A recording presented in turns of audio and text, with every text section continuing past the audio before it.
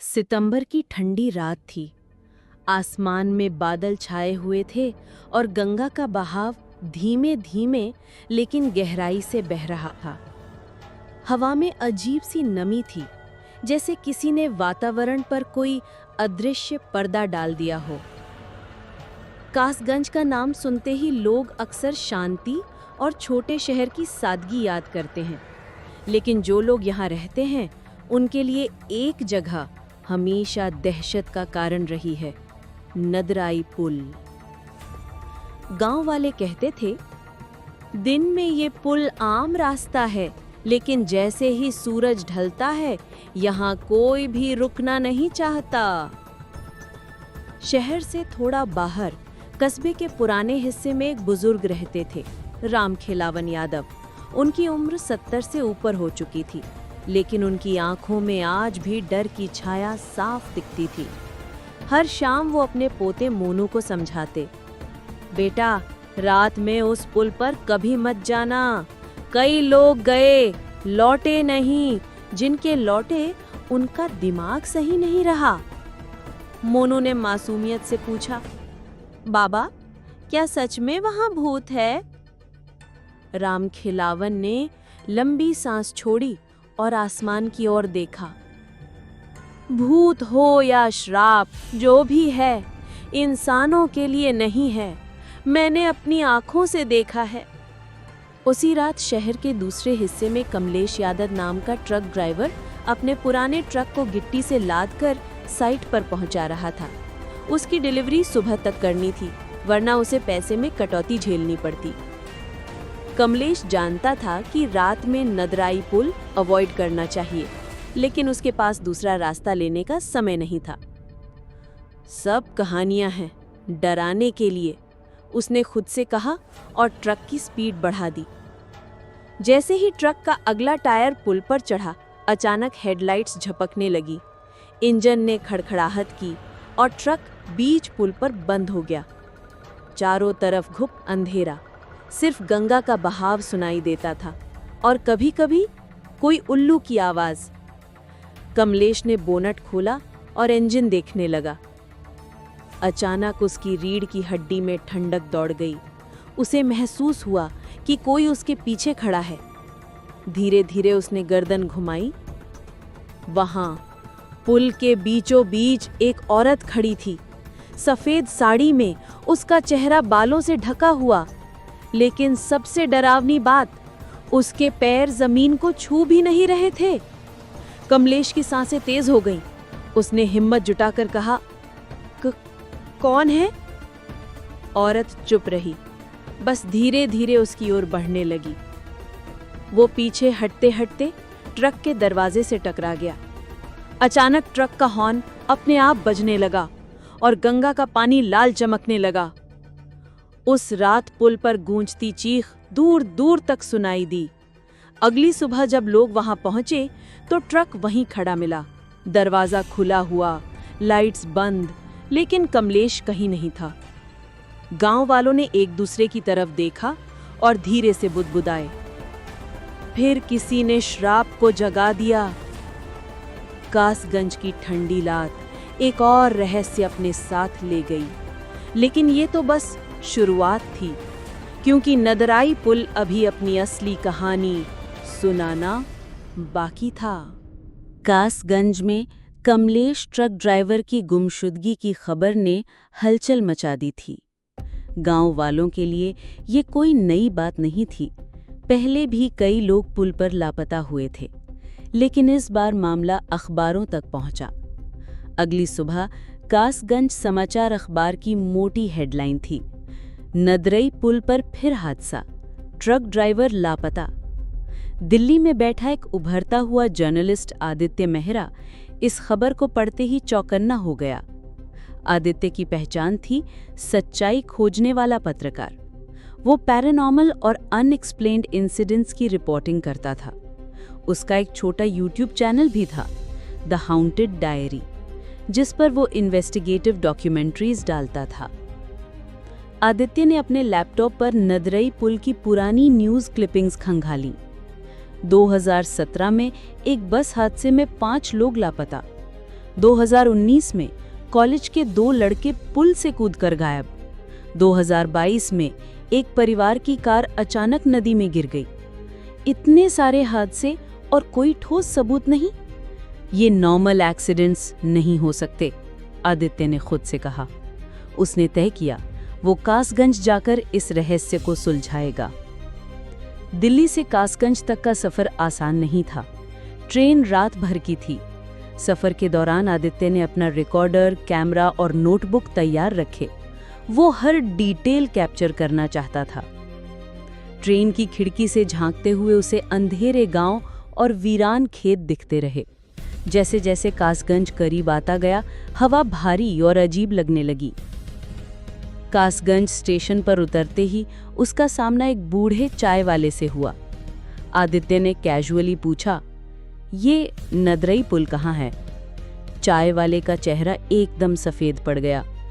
उसने कांपते हुए कहा, बाबूजी, रात में उस पुल का नाम मत लो, वहां सिर्फ मौत मिलती है। आदित्य ने रिकॉर्डर चालू कर दिया और मुस्कुराया। लेकिन सच क्या है? लोग कहते हैं भूत है, कोई कहता है एक्सीडेंट प्रोन एरिया है। चाय वाले ने ठंडी सांस ली। सच वही जाने जिसने वहां रात बिताई हो, लेकिन जो गए हैं वे लौटे नहीं। शाम ढलते ढलते आदित्य ऑटो लेकर नदरई पुल पहुंचा। सड़क सुनसान थी। दूर से गंगा की गूंज सुनाई देती थी। जैसे ही उसने पुल को देखा, उसकी रीढ़ में सिहरन दौड़ गई। पुराने पत्थरों से बना ये पुल दिन में भी डरावना दिखता था। चारों ओर सन्नाटा और बीच में एक अजीब सी ठंडक। आदित्य ने नोटबुक खोली और लिखा, एटमॉस्फेयर हैवी, लोकल स्कैर्ड। पुल के आसपास एनर्जी अजीब लग रही है। उसने तय किया कि वो उसी रात पुल पर कुछ घंटे रुकेगा। कैमरा सेट किया, ट्राइपॉड लगाया और रिकॉर्डर ऑन कर दिया। रात के 11 बजे थे। गांव की लाइटें दूर से टिमटिमा रही थीं।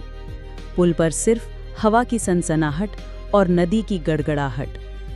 अचानक रिकॉर्डर में फुसफुसाहट आई, यहां क्यों आया है?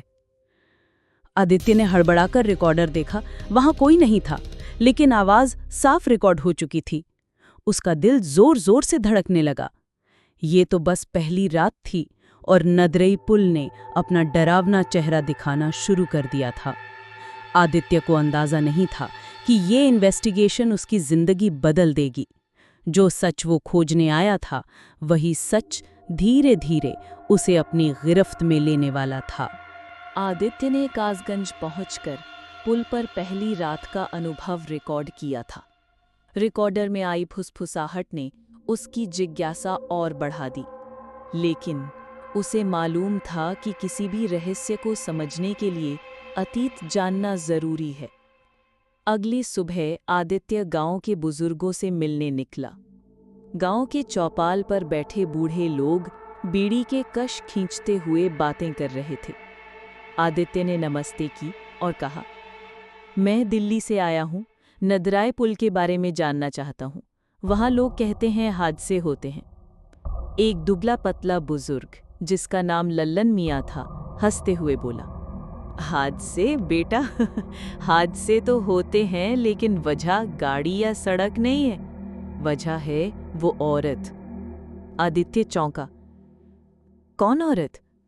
लल्लन मियाँ ने गहरी आवाज में कहा, बहुत साल पहले जब अंग्रेजों ने इस पुल का निर्माण करवाया था, तब गंगा किनारे एक गांव था। उस गांव में गौरी नाम की एक औरत रहती थी। उसका पति मजदूर था, पुल बनाने के काम में लगा हुआ था। गौरी बेहद खूबसूरत थी।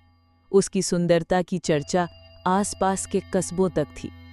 पुल पर काम करने वाला अंग्रेज अफसर कैप्टन विलियम्स उस पर मोहित हो गया। उसने बार बार गौरी पर बुरी नजर डाली, लेकिन गौरी ने उसे ठुकरा दिया। एक दिन उस अफसर ने जबरदस्ती करने की कोशिश की। गौरी ने विरोध किया। उसकी चीखें गूंजती रहीं, लेकिन किसी ने मदद नहीं की। गुस्से में कैप्टन विलियम्स ने गौरी और उसके छोटे बेटे को गंगा में फेंक दिया। लोग कहते हैं उनकी लाश कभी नहीं मिली। ललन मियाँ की आंखों में डर साफ झलक रहा था। उसने धीरे से कहा, मरते समय गौरी ने कसम खाई थी कि जिसने भी इस पुल पर कदम रखा उसकी मौत इसी गंगा में होगी। उस दिन से लेकर आज तक जो भी रात में पुल से गुजरा है, वो या तो गायब हो गया या पागल लौट कर आया। आदित्य ने इस कहानी को अपनी डायरी में लिखा, लेकिन वो पक्का सबूत चाहता था। वो कासगंज की पुरानी लाइब्रेरी पहुंचा। पुराने रिकॉर्ड फाइल्स खंगालते खंगालते उसे 1857 के आसपास की एक अंग्रेजी रिपोर्ट मिली। उसमें लिखा था, ड्यूरिंग द कंस्ट्रक्शन ऑफ नदराई bridge, a native woman and her child disappeared mysteriously. Locals believe it was due to a curse. Workers have refused to work at night. Aditya की आंखें फैल गई। मतलब यह कोई सिर्फ लोक कथा नहीं थी, बल्कि ब्रिटिश रिकॉर्ड्स में भी दर्ज थी। उस शाम आदित्य फिर से पुल पर गया। इस बार हवा और भी भारी थी। जैसे ही उसने रिकॉर्डर चालू किया, अचानक नदी के बहाव से आती आवाजें इंसानी चीखों जैसी लगी। वो कांपते हुए बोला, क्या यहाँ सच में गौरी की आत्मा है? तभी उसे पुल के बीचों बीच एक परछाई दिखी। सफेद साड़ी, गीले बाल और हाथ में एक बच्चा। आदित्य का खून जम गया। वो समझ गया कि ये रहस्य सिर्फ कहानी नहीं, ये जिंदा श्राप है। कासगंज का नदराई पुल अब उसके लिए सिर्फ इन्वेस्टिगेशन नहीं रहा, ये एक जाल था जिसमें कदम रखते ही हर कोई फंस जाता है। और आदित्य धीरे धीरे उसी जाल में खिंच रहा था। आदित्य कई दिनों से कसगंज के नदरई पुल की घटनाएं दर्ज कर रहा था। हर रात वही चेहरा, वही चीखें और वही गीले बालों वाली औरत उसकी नींद छीन लेती थी। लेकिन इस बार उसने तय किया, या तो सच्चाई सामने आएगी या फिर वो खुद उसी श्राप का हिस्सा बन जाएगा। महीने की सबसे अंधेरी रात थी। आदित्य अपने कैमरा, रिकॉर्डर और एक दिया लेकर पुल पर पहुंचा। पुल पर हवा असामान्य रूप से ठंडी थी। चारों ओर गंगा का पानी उफन रहा था और बीच बीच में किसी के रोने की आवाज आती थी। आदित्य ने कांपते हाथों से रिकॉर्डर चालू किया। अगर तू है तो सामने आ। अचानक हवा का तेज झोंका आया और रिकॉर्डर से वही डरावनी आवाज गूंजी, मैं यहां हूं, तू मुझे क्यों ढूंढ रहा है? सामने वही औरत प्रकट हुई, सफेद साड़ी, गोद में बच्चा, चेहरे पर दर्द की झलक। लेकिन इस बार उसकी आंखों में सिर्फ गुस्सा नहीं, एक अधूरी कहानी छुपी थी। आदित्य हिम्मत जुटाकर बोला, तू कौन है? क्यों हर किसी को मारती है? औरत की आंखों से खून के आंसू बहने लगे।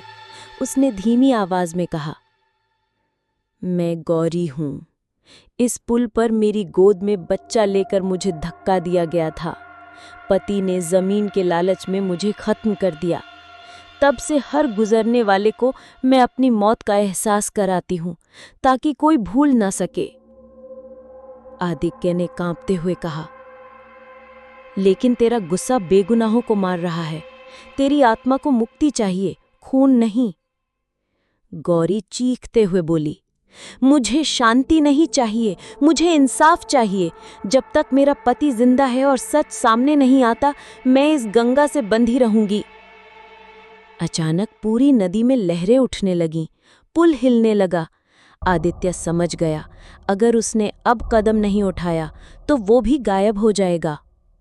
उसने जेब से वो दिया निकाला और गंगा में प्रवाहित करते हुए बोला, गौरी, मैं तेरा सच सबके सामने लाऊंगा, तेरी आत्मा को इंसाफ दिलाऊंगा। गौरी कुछ पल चुप रही, फिर धीरे धीरे उसका चेहरा नर्म हुआ। उसने अपने बच्चे को कसकर सीने से लगाया और कहा, अगर तूने झूठ बोला तो तू अगला होगा। इतना कहते ही उसकी परछाई गंगा में घुल गई। पुल पर फिर अंधेरा छा गया। आदित्य अकेला पुल पर खड़ा था, लेकिन अब वो सिर्फ पत्रकार नहीं रहा था। वो अब गौरी की आत्मा और उसके श्राप का गवाह बन चुका था। उसे पता था अगला कदम और भी खतरनाक होगा।